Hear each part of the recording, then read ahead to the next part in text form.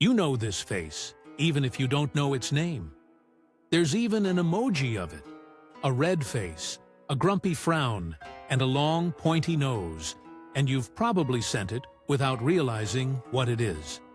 It pops up in games, in anime, on martial arts posters. The long-nosed mountain goblin. It looks almost cute, like a mascot. It really wasn't. The original Tengu lived deep in the mountains, and it used to snatch Buddhist monks right out of their temples and leave them broken on distant peaks.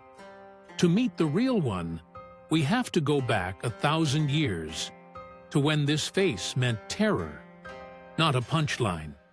In the old stories, the Tengu isn't some lovable trickster. He lives up where the forest fades into cloud, on ridges no farmer would ever dare climb. Picture a huge bird of prey, all wings and hooked beak, with a deep hatred for the chanting that drifts up from the temples below. If a monk wandered too far, the Tengu would simply take him, carrying him up into the sky and leaving him tied to a treetop, or sending him home wild-eyed and raving with his memory wiped clean. For a very long time, those mountains were his. But the Tengu didn't actually start in the mountains. The very first time the name shows up, it isn't on the ground at all, it's in the sky.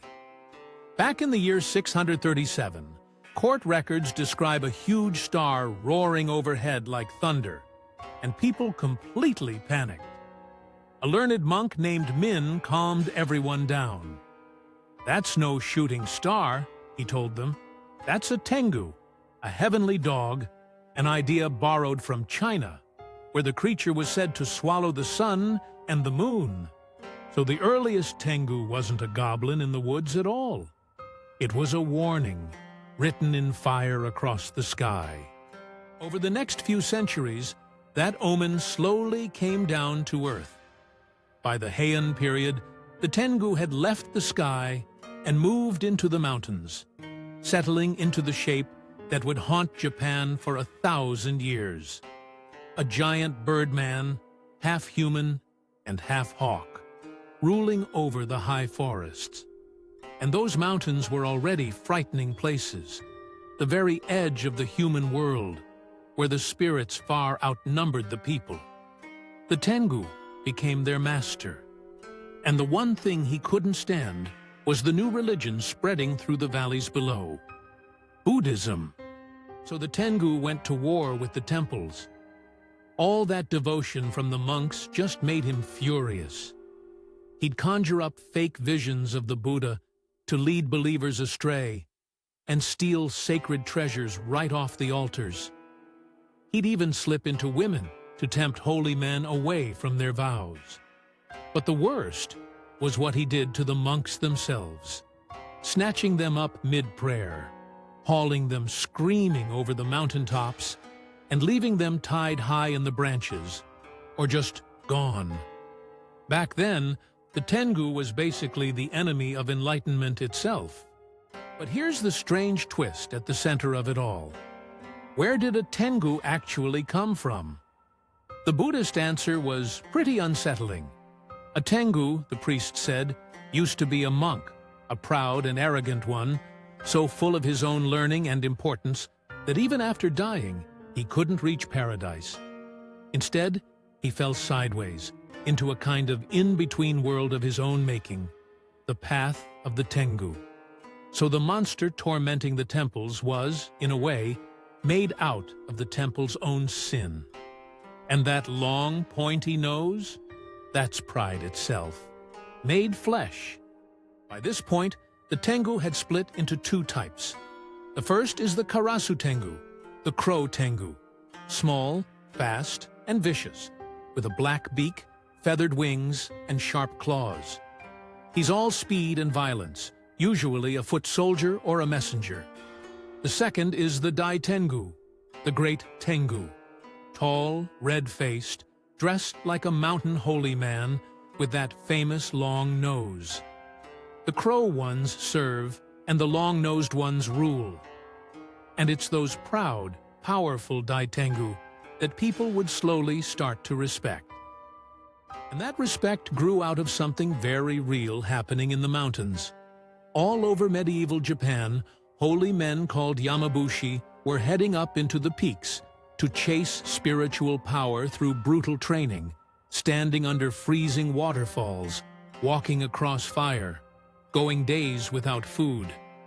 Their practice, called shugendo, blended together Buddhism, Shinto, and older mountain magic. And honestly, the tengu, in his robes and tall wooden clogs, looked exactly like one of them. So people started picturing the two as relatives, with the tengu as the ultimate master of the mountain's secret arts, both the fighting and the magic. And little by little, the fear softened into something closer to worship.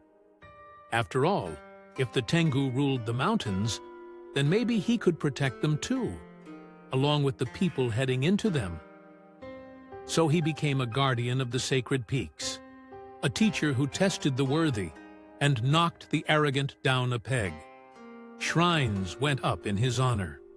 The same creature that once dragged monks to their deaths was now being asked to watch over travelers, guard the forests, and hold the line between our world and the wild. The demon was turning into a god, and the greatest of them even had a name, Sojobo, the Tengu king of Mount Kurama, said to have the strength of 1,000 Tengu. The most famous story is about the boy he raised. Back in the 12th century, a young orphan named Ushiwaka Maru was being hidden away in a mountain temple. Every night he'd sneak out into the forest, and that's where the Tengu king found him. Sojobo taught the boy swordsmanship, strategy, even a little magic. And that boy grew up to be Minamoto no Yoshitsune, Japan's most legendary warrior. His genius, the stories say, was a gift from a monster. These days, almost all of that terror has melted away. The Tengu's fierce red face now hangs over doorways as a good luck charm, glaring outward to keep evil away from the home. On Mount Takao, just outside Tokyo, his statues watch over a working temple, and people still climb up to pay their respects. Whole towns throw festivals where giant Tengu masks get carried through the streets.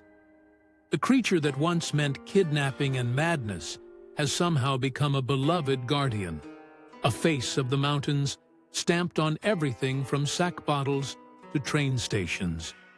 And yet the old warning never completely went away. There's a phrase in Japanese, tengu ni naru, which means to become a tengu. It doesn't mean growing wings, it means getting arrogant, letting praise go to your head until your nose, like the tengus, starts sticking out in front of you. That long nose, which started as the mark of a fallen, prideful monk, is now just an everyday way to tell someone they're getting a little too full of themselves. Even tamed and enshrined, the tengu is still pointing at that same old sin.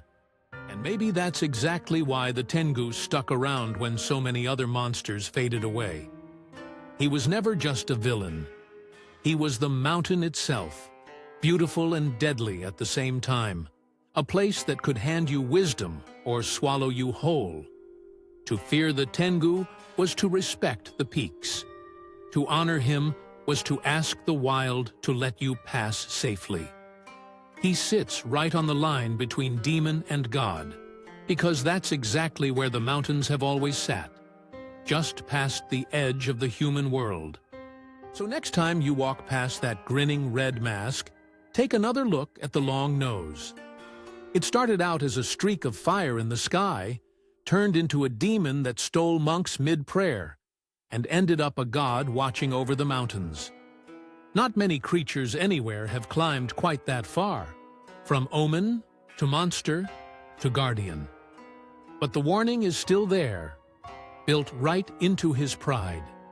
Respect the mountain, and whatever you do, try not to let it go to your head. Thanks for watching. If you enjoyed this, please subscribe and leave a like. It really helps, and I'll see you in the next one.